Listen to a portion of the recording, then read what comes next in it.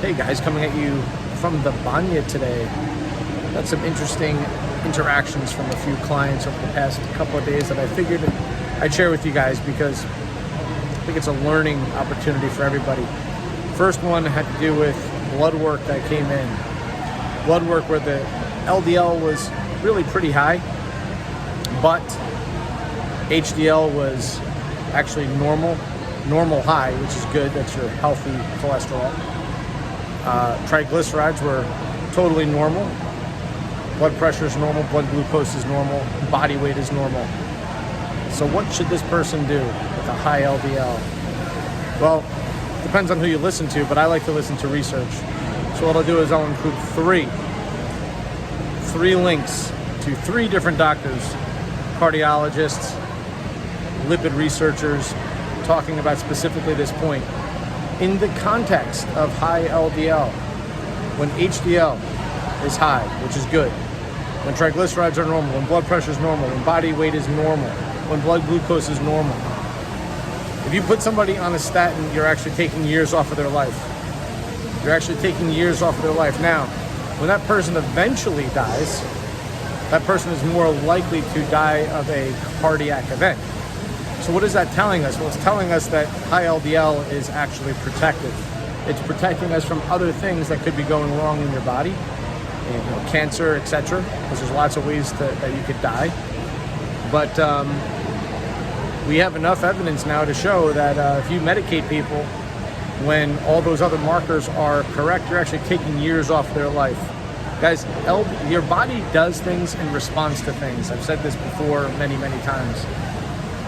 If you throw things completely out of whack, whether it's emotionally, environmentally, things that you're putting in your mouth, not getting enough sleep, whatever, you have to correct them. But your body's going to try to adjust in its own way. And if you want to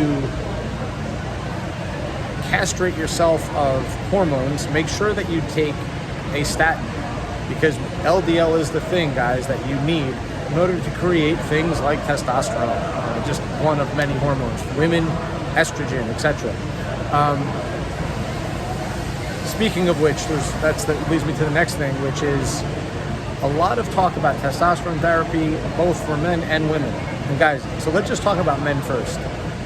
If you are overweight, if you're a drinker, if you don't exercise regularly, if you don't get enough sleep, if you eat a high sugar, high carbohydrate diet, just basically type 2 diabetic, which I told you, strong estimates of 50 to up to 80% of people are type 2 diabetic walking around.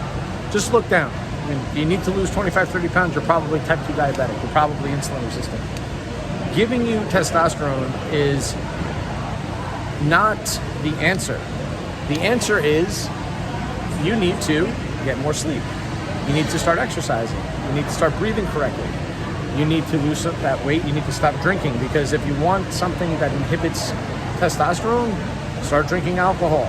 It maximally inhibits testosterone. What else inhibits testosterone? High stress, specifically cortisol.